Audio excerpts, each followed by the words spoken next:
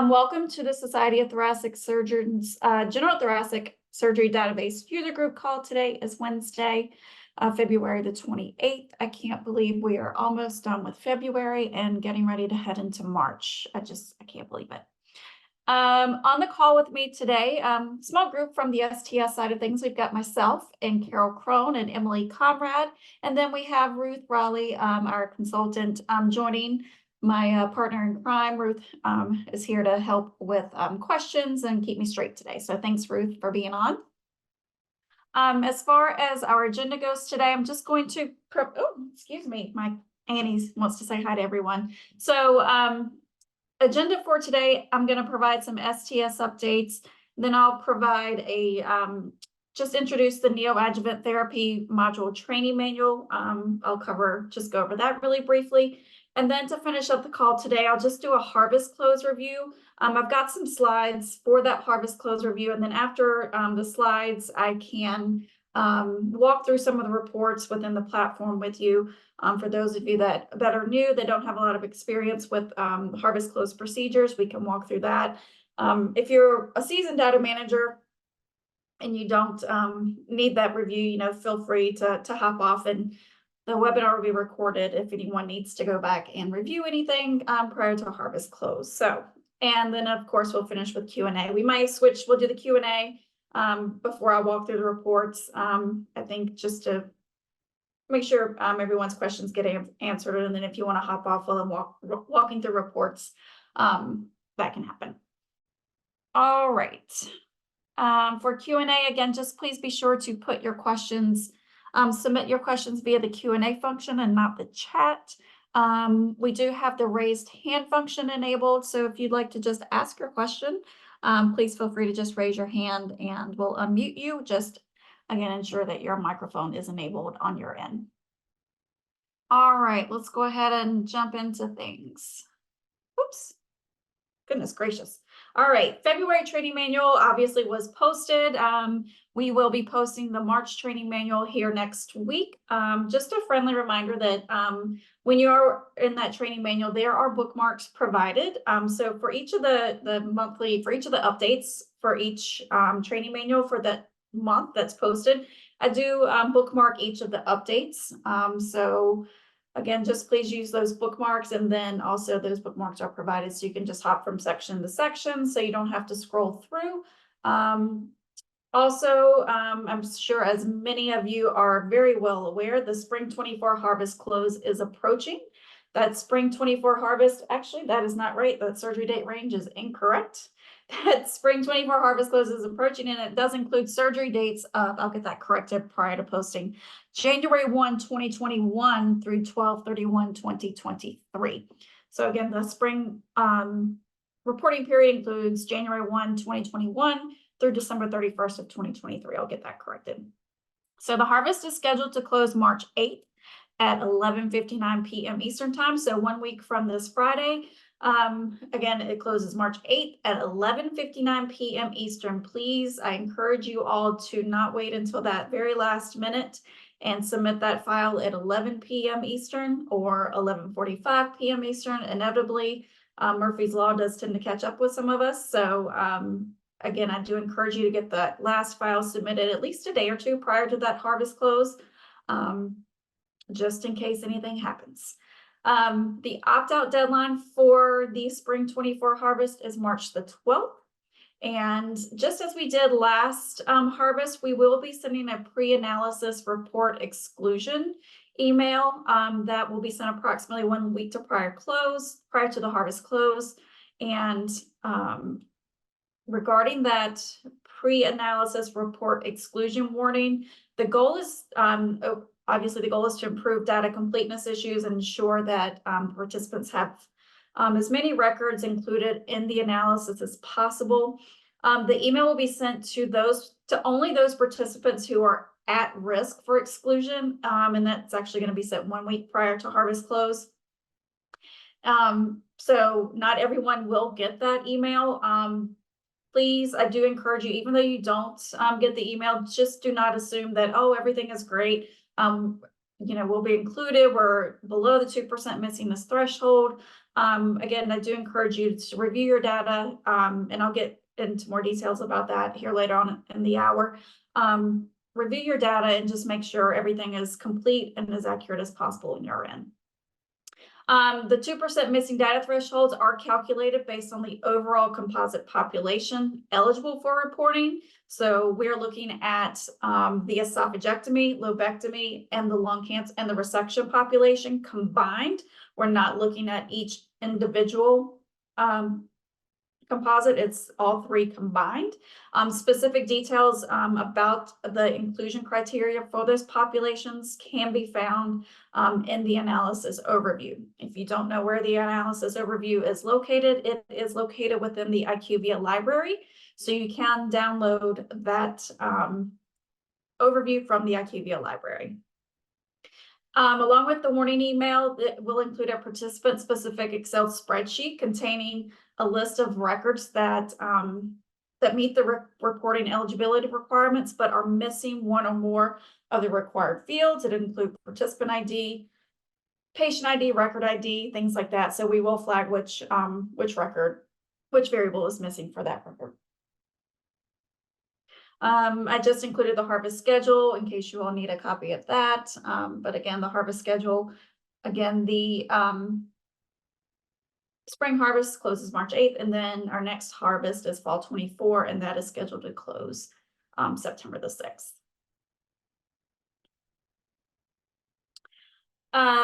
STS temp fields, jumping over into the neoadjuvant therapy module.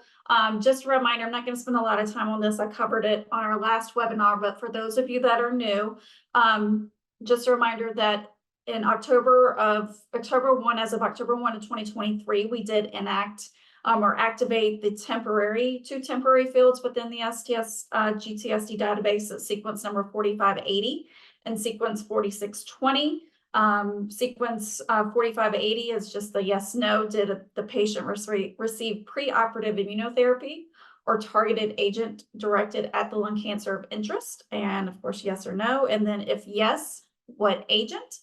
And then after we enacted those temporary fields, STS surgeon leadership introduced a neoadjuvant therapy module to collect more granular data on those patients. So again, just please know that this is a voluntary module. It is not mandatory, but we do hope that you all do choose to enter data into the REDCap module. So if you answer yes to sequence 4580, did the patient receive preoperative immunotherapy or targeted agent directed at the lung cancer interest? We ask if yes, please complete the module to capture that more granular data. As you will see here, we do have an updated link for the neoadjuvant therapy module. I got in a couple of emails about a week ago saying you're being prompted for a username and password for the module. There was an update to the REDCap form, so unfortunately we didn't realize that updating that form would constitute a new link to be created. So there is an updated link. So if you have the previous link bookmarked, please be sure that you do update it with the current link. You should not be prompted for a username and password if you have the appropriate link. We do plan on sending out a communication to the GTSD participants and surgeons, with this updated link. But again, just please do ensure that you have this current link when you go to collect that data for the neoadjuvant therapy module. The neoadjuvant therapy module was effective for surgery dates of November 1, 23 forward. You cannot enter any surgery dates prior to November 1 of 2023. So again, we are just collecting data on those patients for November 1, OR dates November 1, 2023 forward. The neoadjuvant therapy module, as of right now, the training manual information, the clarifications are currently located within the current GTSD training manual. We have pulled that information out. We'll have a supplemental training manual because many sites were asking if we could, make it a little bit easier to locate, have just like a supplemental training manual for just this REDCap module. So that's what we did. Again, this supplemental training manual will be posted the first week of March. It will be located under the 5.21 data collection resources. These variables will be removed from our general, I'll just, say our general GTSD training manual, and they are now be housed into the supplemental training manual. We do have a data collection form that is also available. So these variables have been put into a data collection format, so it is a little bit easier for you to share with your teams and see what exactly is being collected. That DCF will also be posted along with the training manual under the version 5.21 data collection resources. And as you'll notice, I have a screenshot here on the next slide of the neoadjuvant REDCap training manual. It does follow the same format as our current training manual. New FAQ clarifications will be added in red. This will also have bookmarks that will be added each month with the updates. So it's just the same format, should look very familiar, just a lot smaller. So here are just two screenshots from the current REDCap training manual. You'll notice now that each variable has its own sequence number. We have the long name here, the short name, the format, whether it's a text or integer, the format of the variables. We have the definition for each field, harvest codes, and then we have our intent clarifications. For those fields that have parent values, you'll see a little bit more information. You'll see the parent long name and short name and the parent value and the parent harvest code listed within the training manual for those specific variables. For if you have questions regarding the neoadjuvant module, as of right now, you've just been submitting those via the clinical question submission form and just putting REDCap in the sequence number and short name. So for moving forward, we're asking that you do use the sequence numbers and short names that are now available within the data collection form and the data and the training manual. For those of you that are not familiar, the short name is this information right here, located in red below each variable. And then the sequence number is located right next to it in parentheses. So, and you can also search the training manual via the participant ID, the short name and the sequence number as well. All right. Leanne, yes. sorry to interrupt. While we're on the topic, can you go back a slide? Yeah. I've gotten a lot of questions about what to do with PDL 1% when you're you don't have a value for that field. And we are meeting with Dr. Cedar to discuss that this week on Friday. So I just wanted to let everyone know that I do have those questions. There are many, many of them, and we will have an answer shortly. Yes, and thank you for mentioning that, Ruth. Post after our meeting with Dr. Cedar, I will get those responses into the training manual, and those will be included in as the March updates for the training manual. Thanks, so that will all be included next week. Okie dokie. Are there any other questions? I don't know if anyone has any other questions on the REDCap form before we hop over. Any other information, Ruth, you wanted to provide on REDCap? I know you get most of the questions. Anything else you wanted to touch on before we hop over? There was one other question on the REDCap form. Let me see if I can pull it up. Oh, was it about hang on one second. There's making updates?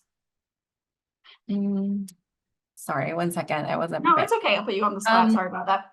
For sequence 5060, which is not actually on the screen at the moment, but it's a question about whether testing was performed. We're looking at the answers for that sequence as well, to see if we can come up with a solution for if both a preoperative biopsy and the surgical specimen were tested for if molecular testing was performed on more than one specimen, or if we would prefer for you to rank order the options that are there. So that will be in the March update. And I think that was the two sequences that I get the most questions about.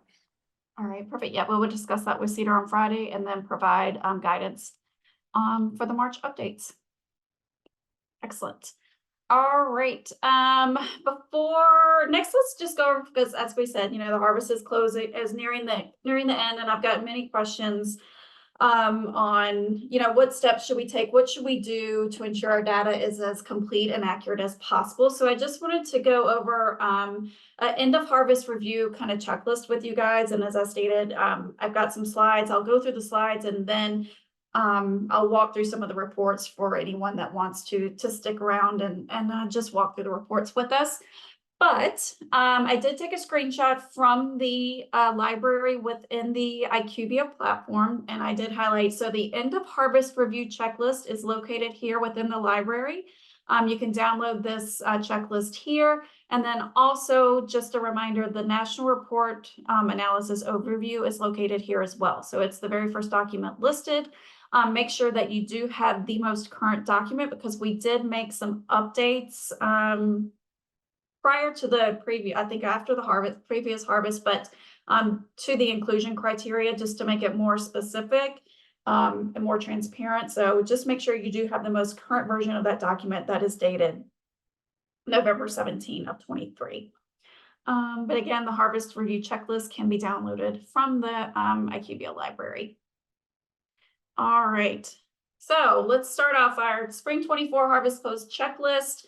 Once you submit your data to the IQVIA platform, the first thing that I recommend doing is reviewing the data quality report for each upload submission. So this data quality report will help you resolve any critical errors, review the errors and warnings, and you can correct those as needed. Also within the data quality report, I'll show you when we walk through the report. There's also another tab for critical summary report on that same screen. So the critical summary report allows you to look at all of your uploads here in one just in one view, so you don't have to go back and click on each data quality. Oh, I submitted, say you submitted 1 year on Wednesday, then you submitted another year on Thursday, and then the next year on Friday. So instead of just like going individually and clicking on each one of those data quality reports, you can do this critical summary report. So when you the critical summary report, again, it allows you to verify surgery dates and total number of records submitted for each upload. Again, you can just get this in one view instead of having to go back and forth and look at each individual report. When you're putting in your date filters, be sure that you're putting in the date ranges of the files, the dates the files were submitted on. So if you submit your records in January, I would just do, the whole month of January. So you can just get a full picture of the range of the files that were submitted. Once you have reviewed your data quality report and you've gone through and looked at critical errors and warnings, another resource that you can use is the harvest summary report. This is located under the operational report section. And this again also allows you to look at critical errors, warnings, errors for a specified date range. I recommend using the analysis reporting period. And perhaps the most important information that can be verified on this harvest summary report is verifying the total number of records submitted for a specified date range. And again, this is why I recommend putting in the date range for that specific reporting period. So I would look at the date range for January 1, 2021 through 12/31 of 2023. And I've highlighted here, you'll see for that specified surgical date range, you can see the total number of records that are in the warehouse or that have been submitted for that date range. So you can verify that you submitted 188 records. You can, or you are expecting 180, it's a very low number. If you're expecting 188 records, you can verify here that all 188 records for that entire reporting period are within the data warehouse. So again, that's just, to me, that's probably the most important information that you can get from that harvest summary report, is just verifying this total number of records and the specified date range. After using the harvest summary report, another resource you can use is the missing variable report. The missing variable report is also located under the operation reports. And of course, the missing variable report does allow you to pinpoint any records that contain missing data. It's important to ensure that your mortality variables, mortality discharge status, your 30-day status are complete. Please know that unknown is considered as missing data in analysis. So if you have records that have MT30 stats as unknown, those will be considered as missing when the 2% missingness calculation is done. So it is very important that you do make every effort to find out what those unknowns are. If you can, so it's just very important not to have unknowns if at all possible. One of the questions in terms of a missing variable report, in terms of your volume, this report can be very overwhelming for some sites. And what I recommend, honestly, is prioritizing this report based upon the procedures that are included in analysis, which are your lung esophagectomy, your lung and esophageal cancers for primary cancer. And I would concentrate on the variables that are used in the analysis to find out. I don't know if you're not familiar with the variables that are used in analysis. You can find this information in the analysis overview. Let me pull that over really quickly. So the analysis overview, again, you can download this from the library. And again, I would prioritize my data cleanup based upon the variables that are included in each composite. The lobectomy composite for primary lung cancer, the criteria is located here. You have each of the endpoints for the composite, and then you have each of the risk model covariates. So I would ensure that, these variables I would tackle first to ensure that they are as complete as possible. Make sure your path stage is complete, your lung cancer tumor size, just make sure FEV predicted, make sure this information is as complete and accurate as possible. And for each of the composites, we have the risk model criteria listed for each of the composites. So you can find that information here. And I would just prioritize my missing variable report cleanup based upon these variables here. Let's see, next resource is once you've utilized those reports, you can also use the participant dashboard. And again, this participant dashboard does allow you to confirm your record counts, your mortalities, and can also help you quickly identify records with missing or unknown data. So again, it's just another another resource available for you available to you to look for that missing and unknown data, but just figure out which resource works best for you, which method, and just know that you have plenty of tools available to you to help you make sure that your data is as complete and accurate as possible. And that's all that I have in terms of just walking through the Harvest Close checklist. I do know we have some questions, Ruth, here that are coming in, so we can go ahead and tackle those, and then I'll walk through each of these reports. If people have specific questions on the reports, I can tackle those. But for those people that are pretty seasoned and unfamiliar with how to do the harvest cleanup, you don't have to stay on if you don't wish, but I like to go ahead and tackle some questions, and then we can walk through each of these reports. Let's see, our first question from Kelly. Can the webinars post to reflect what information is within it and not the date of the webinar? So yes, I've gotten that request many times from sites, and I will need to work with marketing to see if they can, when they post the webinars, if they can put maybe a summary of what each webinar entails. But we will work with marketing and see if we can get more information posted with the link instead of the date of the webinar. So thank you, Kelly, for that feedback. For the sites that enter directly into IQVIA, do we have access to the first report showed? So the critical summary report or the data quality report or the critical summary report? The critical summary. Yes, you should have access to the critical summary report. I'll show you where it is here in just a moment. Are critical errors read the only errors that prevent the data from being analyzed? So yes, Brooke, the critical errors are the errors that will keep your record from coming into the data warehouse. Most of those are the required variables. But yes, so those critical errors, with the exception of ECOG, will keep the case from being uploaded and accepted into the platform.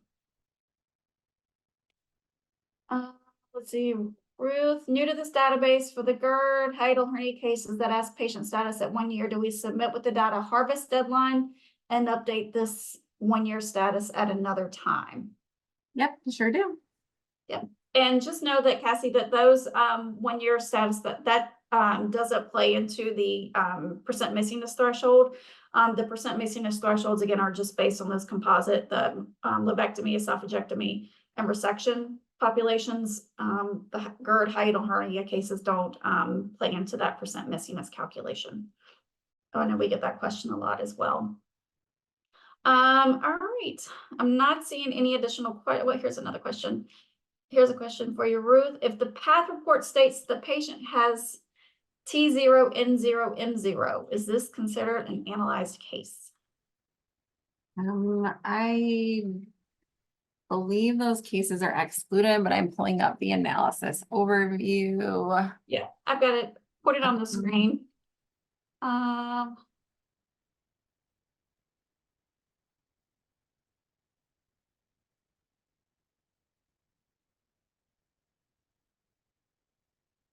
T0, N0, M0.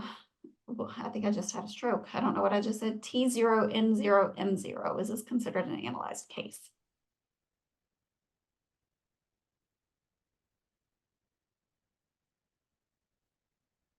Patients with TX, N0, M0, and TIS. Oh, there we go.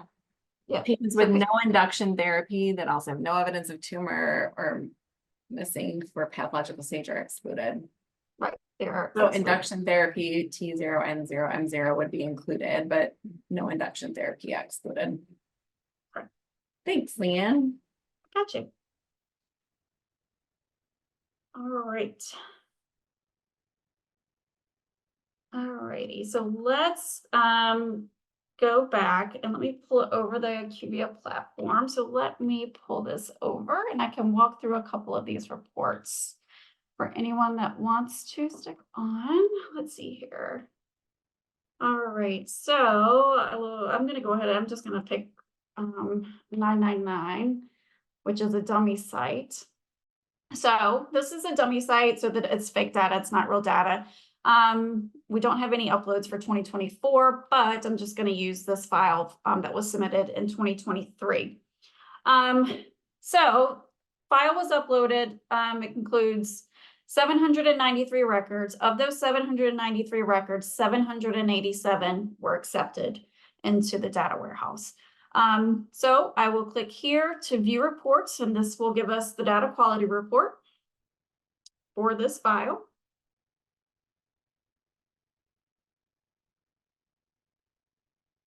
All right. So here is the data quality report for this file. First thing I will take a look at is this pie chart here, the red part, the critical summary, the critical errors. So these records here are not accepted into the data warehouse. So you click on this pie here and it'll give you down here, it'll give you a detailed information of each record.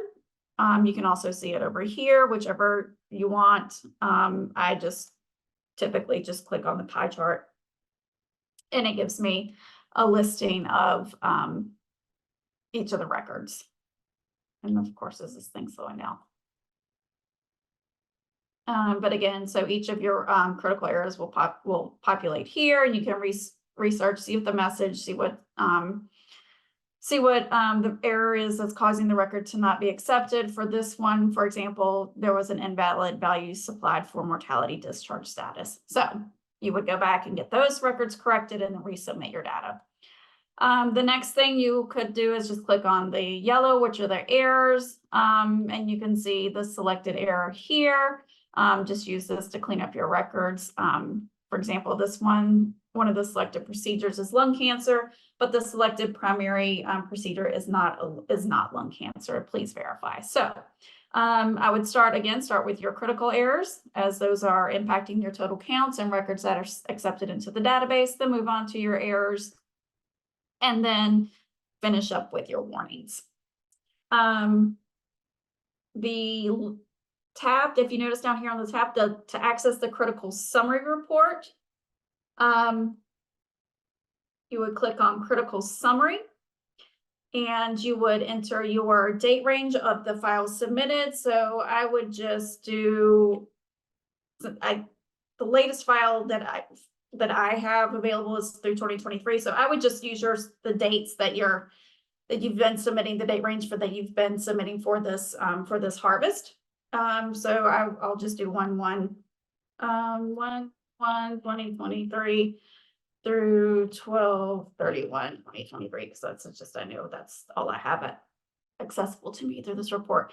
And then it would just list all of the files that were uploaded here during that time period. As you can see in this dummy slide, I only have this one file that was submitted in 2023.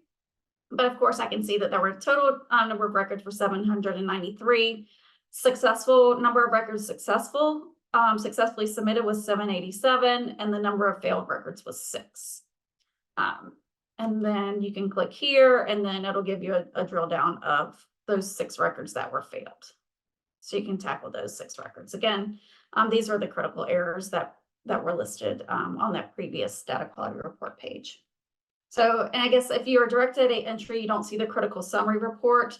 So I apologize, I'm not very familiar with the direct data entry group. So I don't know, Carol, are you more familiar with the direct data entry side of things? I don't know, I'm not that familiar with it. I really am not, Leanne, but I could tell you that for sites that use direct data entry, right when they enter the data, they'll receive the errors and warnings. So they can address them right during that case. And then, yeah, and then the missing variable report, could you go over to the? Yep, I'll go to the dashboard. Yeah. It's up here. The missing variable report, and I think will be the report, they'll be able to review this report and the participant dashboard report to help finalize their data. But honestly, if they're cleaning, and then oh, you don't have to load it. Sorry, Leanne. Yeah. Could you just No, go you're to fine. the tab with the report names on it again, the list? Oh, okay. Oh, That one. Yeah. Yeah. So the participant dashboard, the harvest summary reports. Yep. The harvest summary report still populates for the Yeah, Brooke said direct data entry, the harvest summary report. She says she's found the same report in the harvest summary report. Oh, okay, good. But I Yeah. think you can pretty much, you don't have to wait to go to the harvest summary report to clean up your errors and warnings. I think you could do those directly right in the direct data entry platform. And then the missing variable report as well. You could do that from here, from this screen that Leanne is on, and just review for missing variables. Yep. Where's yeah. Is there another report that's missing from this screen? No, so we have the critical summary. Well, the critical summary is part of the data quality report. That's on your upload screen, right? Yeah, that's on your uploader, yeah. Yeah, so direct data entries, I don't think direct data entries will have this report. Yeah. Yeah, agreed. Where's the primary procedure mismatch report? Oh, that's congenital. Oh, I'm thinking wrong database. Okay. You're in the wrong database, Carol Crum. Wrong database. Dear Lord. Yeah, that's for the congenital. But yeah, so Sorry. Again, first step, review that data quality report. Clear out those critical errors, make sure the total number of records that you've submitted for that date range are included in those files. That's the key thing, is just making sure your record counts match and those critical errors are resolved. Next, again, I'll walk through we just did the critical summary report. So again, I was gonna walk through just really, oh, no, sorry. I don't want to click on any of the participant, but you know what? I can do that for missing variable report. Because if I go to the uploader, you can see who submitted the data, so I don't want to do that. All right, so for the missing variable report for this site, I'm going to put in the reporting period so I can ensure that I'm not missing any data from previously submitted files to files that were just submitted for this harvest period. So again, putting in that reporting period. January 1, 2021 through December 31st of 2023. All right. So for this site, missing variable summary, you can see if you don't want to scroll here, I'm not sure if you're familiar, but you can right click here you can just right click and click on maximize visualization. That'll bring it up into this, which is a little bit easier to work through. But again, I would just prioritize my data cleanup based on those variables that are included in the composites. And again, those are found in that analysis overview. I'd start with those risk model variables and then work my way through the rest of the information.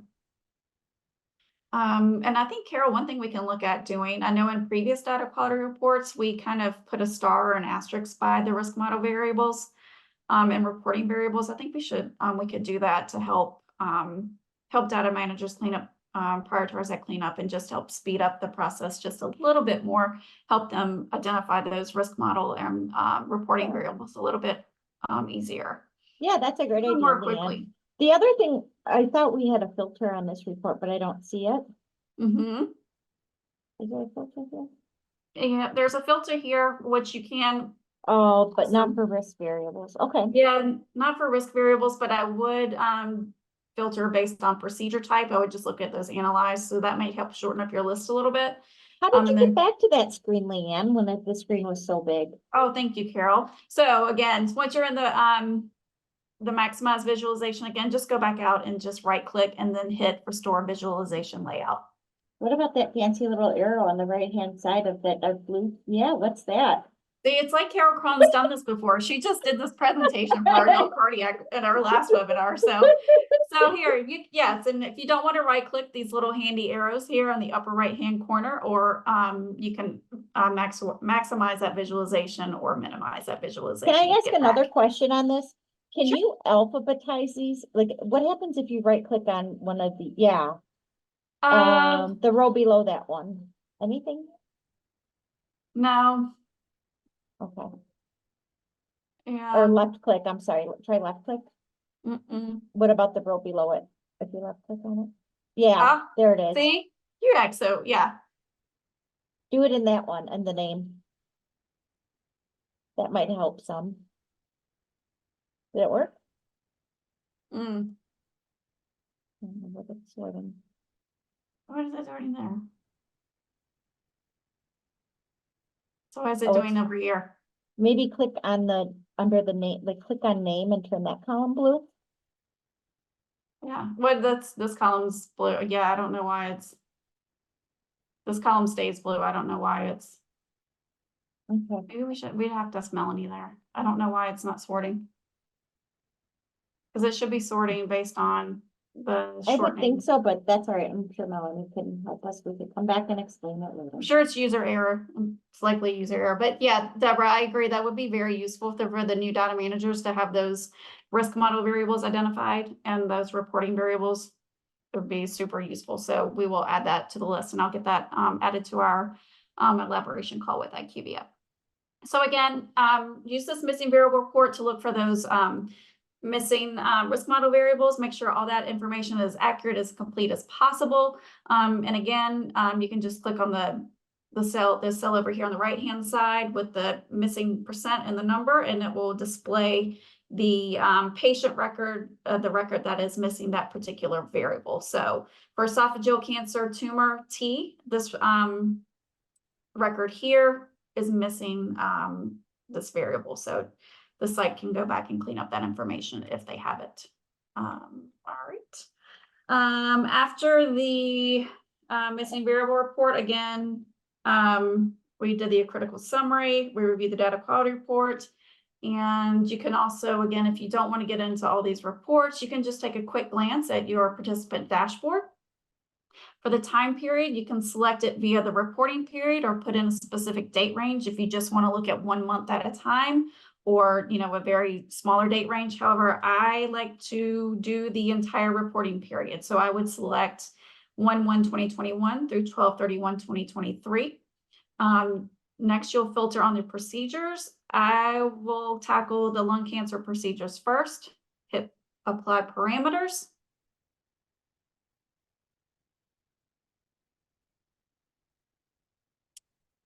And once this is done, so here for this site, you can see for their lung cancer cases, they have a total number of 671 records for you can show the parameters here. So a total number of 671 records for this time period of 1/1/21 through 12/31/23. So that is a good way to verify your counts, and you have all of the records that you're expecting in the data warehouse for that time period. Also, you can use the same function to maximize that visualization. Just right click here in the white space, click maximize visualization, so you can get a better view. And you can just scroll down, just look at your data. If is a patient's race documented, is that missing? You can see if there's any missing data here. Same with race. We know that's used, I believe race is I think that's a risk model variable. You can confirm that by checking the analysis overview. Don't hold me to that. And again, to get back to that visualization, right click, click restore visualization layout. Next, you can go look at your pre-op evaluation. Please note that PFTs are currently not listed here in this pre-op evaluation.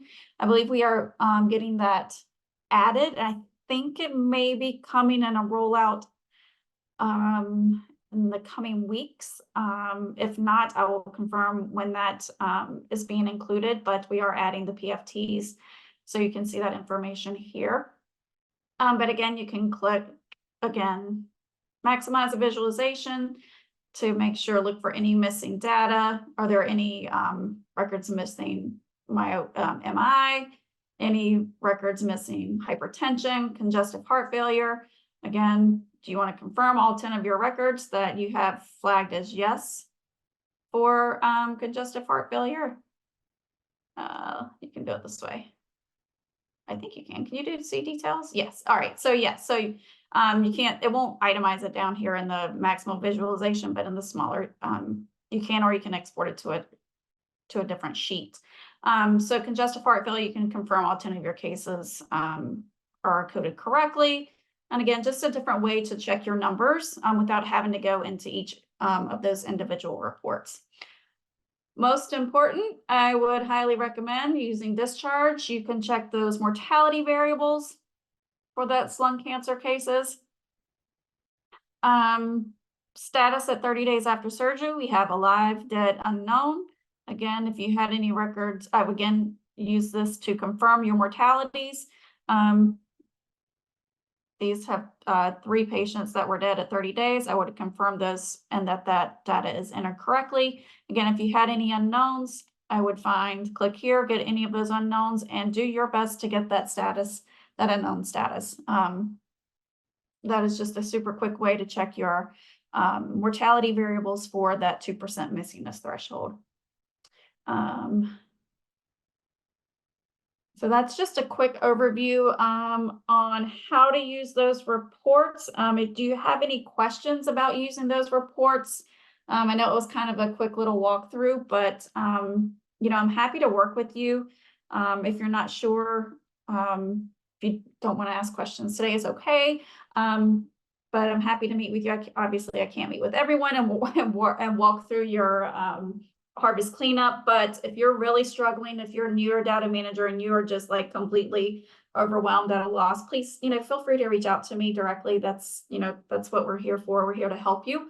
We want to make sure your data is, you know, complete and accurate, and your reports are the best they can be to help you utilize that data for for your QI efforts and for your have the best data and cleanest data for your surgeons. So, you know, please don't hesitate to reach out to me if you're struggling and have questions. You know, happy to help you in any way possible. Also, let me just go through really quickly while we're waiting for any additional questions that may come in. Our next monthly webinars, we have 2 webinars coming up. We have our March webinar scheduled for the 13th at 2:30 Eastern. No, I'm sorry, Jesus, why am I struggling? 2:30 to 3:30 Central Time, and April 10th, 2:30 to 3:30 Central Time. So, next, if you have any questions regarding your questions about Harvest, about upload or anything, any report related questions, please reach out to the help desk. You can reach us at stsdb_helpdesk@sts.org. If you have questions related to participation agreements or any type of invoicing, please reach out to us at STSDB. And then if you're not sure who to contact, just contact me directly. I can help you in any way. Just shoot me an email. It's a lot easier to get hold of me by email, as I am typically wrapped up in calls most of the days. So again, just feel free to email me and I can help you out as best as I can. That's all that I have. Next webinar time on STS needs to be updated, states 1:30 Central. So thank you very much. I will make sure, Brooke, that our marketing team gets the appropriate webinar times up there. So it looks like we've gotten our Eastern and Central times confused. So, which that's all right. We will get it straight and I will make sure the team gets that updated. All right. Any additional questions, Ruth, Carol, anything that I've missed?